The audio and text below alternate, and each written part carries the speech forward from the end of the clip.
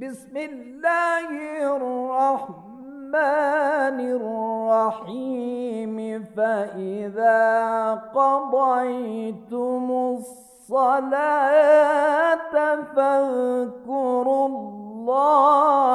क़ियामन व क़ुऊदन व अला जुनूबिकुम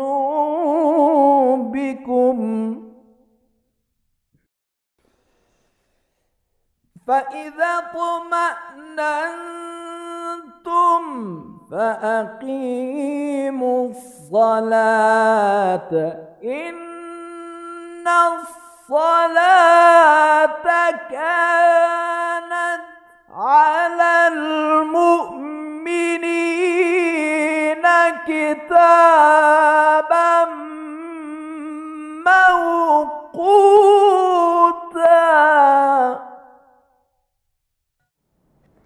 औज़ुबिल्लाहि मिनश्शैतानिर्रजीम बिस्मिल्लाहिर्रहमानिर्रहीम अल्हम्दुलिल्लाहि रब्बिल आलमीन व सल्लल्लाहु अला मुहम्मदिन व आलिहि त्ताहिरीन व लअनुद्दाइमु अला अअदाइहिम अजमईन।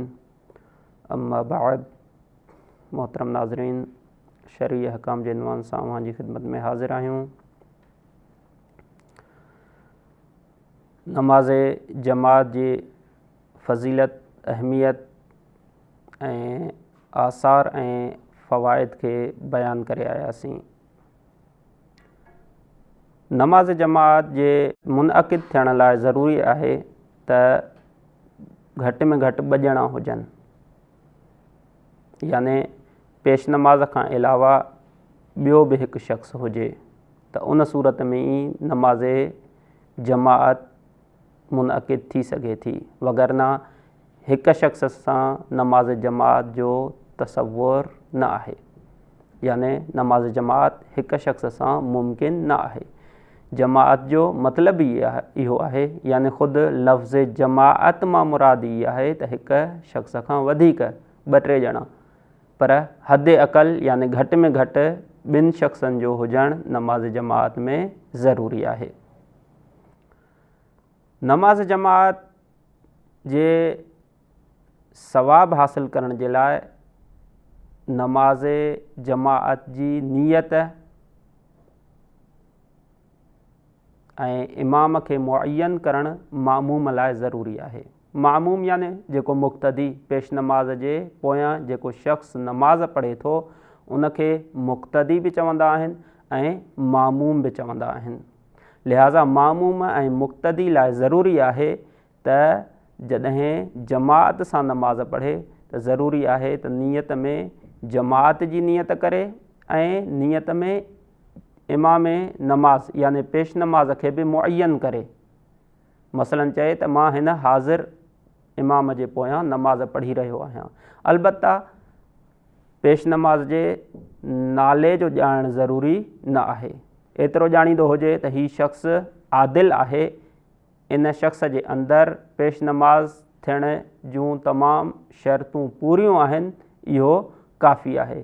नियत में इहो चए त मां हिन हाज़िर इमाम जे पोयां जमात सां नमाज़ पढ़ां थो, काफ़ी आहे। पर आया इमाम जे लाइ बि जमात जी नियत करणु ज़रूरी आहे या न? इन जूं 2 सूरतूं आहिनि। जेकॾहिं नमाज़ जुमा जी इमामत करे रहियो आहे या नमाज़ ईदैन जी, त उन सूरत में ज़रूरी आहे त पेश नमाज़ बि जमात जी नियत करे। पर जेकॾहिं नमाज़ जुमा ऐं नमाज़ ईदैन खां अलावा ॿी का नमाज़ पढ़ाई रहियो आहे त उन सूरत में ज़रूरी न आहे त जमात या इमामत जी नियत करे। अलबत्ता जमात जो सवाब हासिल करण जे लाइ ज़रूरी आहे त जमात जी नियत करे, छो त जमात जो सवाब मुतवक़िफ़ आहे जमात जे नियत करण ते। लिहाज़ा जुमे ऐं ईदैन, ईद नमाज़ खां अलावा इमाम जेकॾहिं जमात जी नियत न करे, नमाज़ सही आहे, लेकिन नमाज जो सवाब हासिल करण लाइ ज़रूरी आहे त जमात जी नियत करे। जेकॾहिं हिकु शख़्स पेश नमाज आहे, जमात जी नियत नथो करे, त उन सूरत में जमात थी सघे थी, याने पोयां जेके मुक़्तदी आहिनि उहे जमात जी नियत सां इन पेश नमाज़ जे कॾहिं नमाज़ पढ़नि त उन्हनि जी जमात नमाज़ सही आहे, यानी नमाज़ जमात थी वेंदी, मुक़्तदिन खे जमात जो सवाब बि मिलंदो। छो त इहो ज़रूरी न आहे त नमाज़ जमात में इमाम जमात खां मुक़्तदी इजाज़त वठनि या जॾहिं उहो राज़ी हुजे। जेकॾहिं हिकु शख़्स पंहिंजी फुरादा नमाज़ पढ़ी रहियो आहे ऐं उन जे कॾ कुझु शख़्स अची बीहनि ऐं जमात जी नियत सां नमाज़ पढ़नि त इहा नमाज़ जमात शुमार थिए थी। बसि नमाज़ जमात जे सवाब हासिल करण जे लाइ जमात जी नियत करणु ज़रूरी आहे। नमाज़ जमात जे मुनक़िद थियण खां बाद में ख़ुदि नमाज़ जमात जे सही हुजण जे लाइ कुझु शर्तूं आहिनि। जेसिताईं उहे शर्तूं पूरियूं न थींदियूं नमाज़ जमात सही न आहे। उन्हनि शर्तुनि मंझां पहिरीं शर्त इहा आहे त पेश नमाज़ ऐं मुक़्तदिन जे दरमियान या नमाज़ जे सफ़ुनि जे दरमियान फ़ासिलो न हुजे, याने हिकु विरांग खां वधीक फ़ासिलो, हिकु क़दम खां वधीक फ़ासिलो न हुजे। पेश नमाज़ जी जॻह यानी पेश नमाज़ जे बीहण जी जॻह मुक़्तदिन खां मामूमीन खां घणो मथे न हुजे। जेकॾहिं पेश नमाज़ जी जॻह मामूमीन ऐं मुक़्तदीन खां वधीक बुलंद हूंदी त उन सूरत में नमाज़ जमात सही न आहे।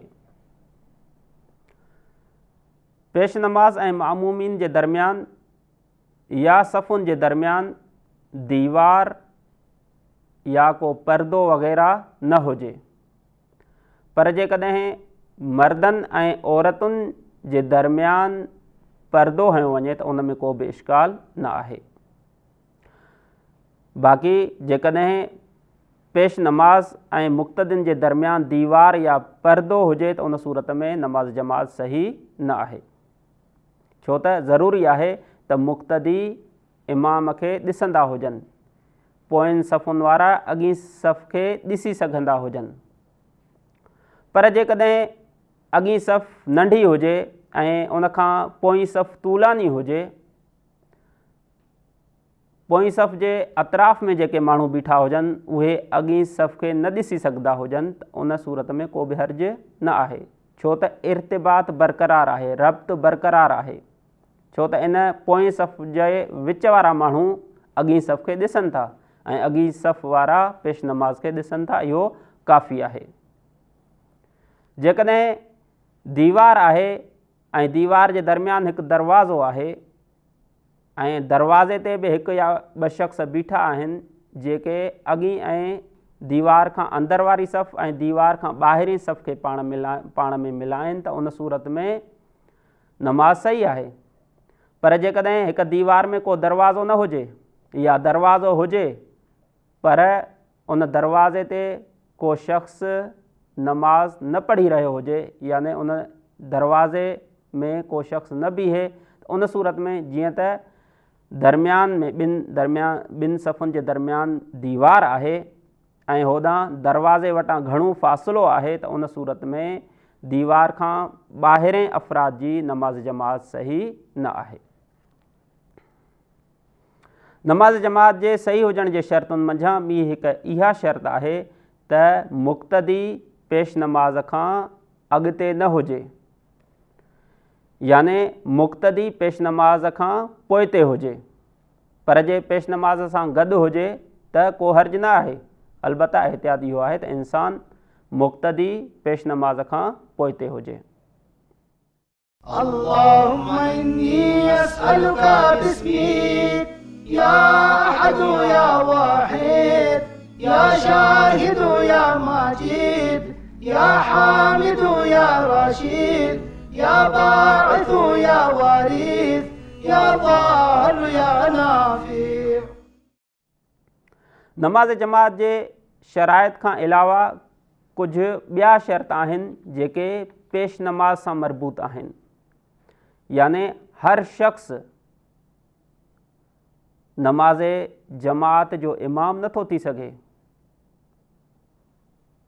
हर शख़्स पेश नमाज़ नथो थी सघे। पेश नमाज़ लाइ कुझु शर्त आहिनि, जेकॾहिं उहे शर्तूं कंहिं शख़्स में पूरियूं हुजनि त उहो पेश नमाज़ ऐं इमाम थी सघे थो ऐं ॿिया माण्हू उन जी इक़्तिदा करे सघनि था। पर जेकॾहिं उन्हनि मां का बि शर्त खुटल हुजे त उन सूरत में उहो शख़्स पेश नमाज़ नथो थी सघे ऐं उन जे कढ नमाज़ पढ़णु बातिल आहे। पेश नमाज़ जे शराइत में सभ खां पहिरियां जेके शर्तूं आहिनि उहे ही आहिनि त पेश नमाज़ बालिग़ हुजे, आक़िल हुजे, आदिल हुजे। बालिग़ हुजे याने नाबालिग़ ॿार जे कढ नमाज़ पढ़णु सही न आहे। याने नाबालिग़ ॿार भले मुमय्यज़ हुजे, याने भले ऐं बुरे खे जुदा करे सघंदो हुजे, याने उन में बुरे ऐं भले जी तमीज़ हुजे, पर जेकॾहिं नाबालिग़ आहे त उहो पेश नमाज़ नथो थी सघे। ॿी शर्त इहा आहे त पेश नमाज़ आक़िल हुजे। जेकॾहिं पेश नमाज़ दीवानू आहे त उन सूरत में उन जे कढ नमाज़ इंसान नथो पढ़ी सघे, उहो पेश नमाज़ नथो थी सघे। पेश नमाज़ लाइ टी शर्त आहे त आदिल हुजे ऐं अदालत मां मुराद पहिरियां बि बयानु करे आयासीं त वाजिबात इलाही खे अंजाम ॾींदो हुजे ऐं मुहर्रमात खां परहेज़ कंदो हुजे, याने अलल ऐलान को गुनाह न कंदो हुजे। पेश नमाज़ जे शराइत मंझां हिकु ॿी शर्त हलाल ज़ादो हुजणु आहे, याने पेश नमाज़ ज़िना ज़ादो न हुजे, हलाल ज़ादो हुजे। छो त पेश नमाज़ी हिकु अहम मनसब आहे। ॿियनि इंसाननि जो नमाज़ में पेश नमाज़ इमाम थिए थो ऐं ॿियनि इंसाननि खे ख़ुदा तरफ़ हिदायत करे थो ऐं ख़ुदा जे राह ते वठी वञण में ॿियनि इंसाननि जी हिदायत ऐं रहनुमाई करे थो। ऐं हिदायत ऐं रहनुमाई हर शख़्स जे वस जी ॻाल्हि न आहे, बल्कि उन में कुझु शर्तूं रखियूं वयूं आहिनि। इहो ख़ुदि इशारो आहे इंसाननि खे इन ॻाल्हि ॾांहुं त इंसान पंहिंजे ॿियनि उमूर में, याने दुनियावी उमूर में, दीनी उमूर में हमेशा अहिड़नि अशख़ास खे पंहिंजे पैरवी करण लाइ, पंहिंजे रहनुमाई ऐं हिदायत लाइ ऐं पंहिंजे इमामत ऐं हुकूमत लाइ मुअय्यन कनि जिन में इहे सिफ़ात हुजनि। अदालत उन्हनि में हुजे, रहनुमाई ऐं हिदायत करण वारनि जे में अहिड़ी का नाज़ेबा सिफ़त न हुजे। पेश नमाज़ जो मर्द हुजणु ज़रूरी आहे, याने हिकु औरत मर्दनि जे लाइ नमाज़ में इमाम नथी थी सघे। अलबत्ता जेकॾहिं मुक़्तदी सभु औरतूं हुजनि त उन सूरत में हिकु औरतुनि जे लाइ पेश नमाज़ थी सघे थी, लेकिन मर्दनि जे लाइ औरत पेश नमाज़ नथी थी सघे।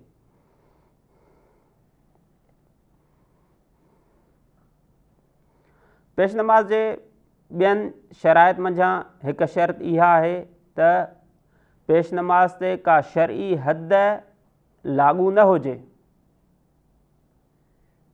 शरीयत में कुझु गुनाह अहिड़ा आहिनि, कुझु जुर्म अहिड़ा आहिनि जिन जे लाइ हिकु सज़ा मुअय्यन थियल आहे।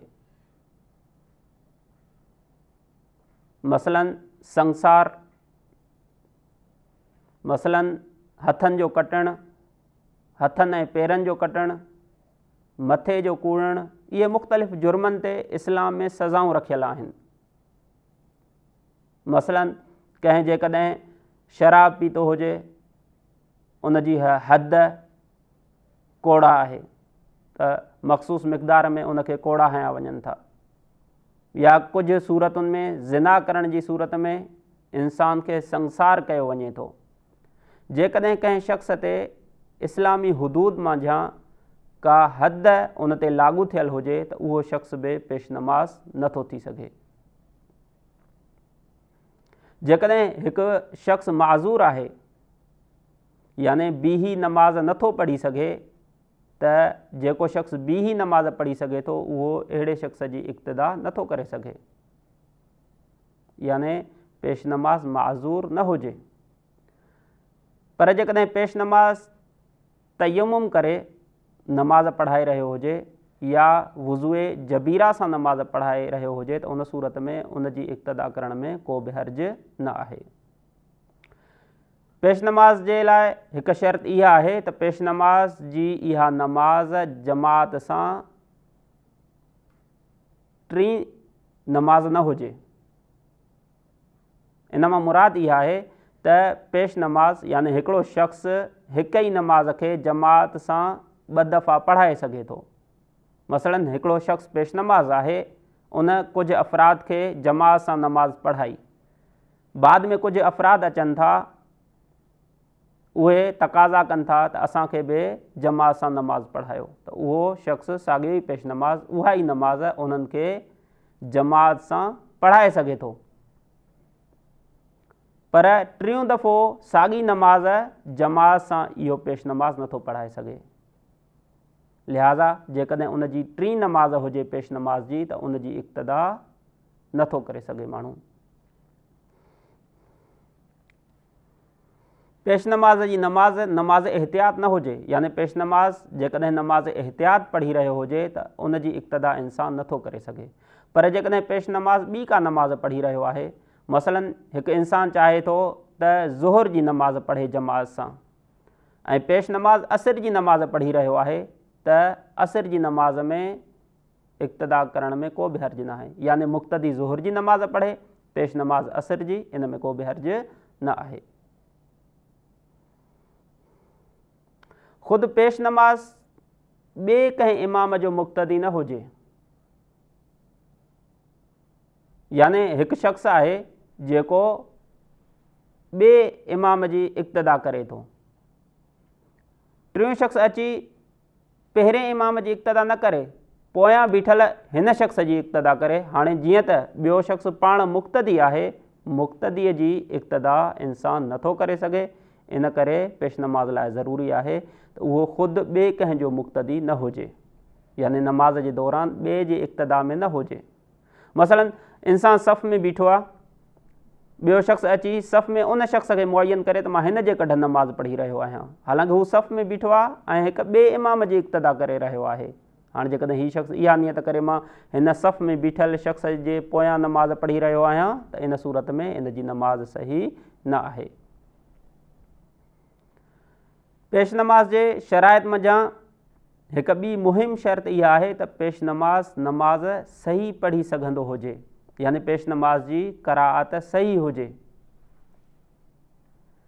पेश नमाज़ क़राअत में सूरत हमद ऐं ॿी सूरत या जेके बि अज़कार आहिनि, जेके बि ज़िक्र आहिनि, उन्हनि खे सही अरबीअ में पढ़ी सघंदो हुजे।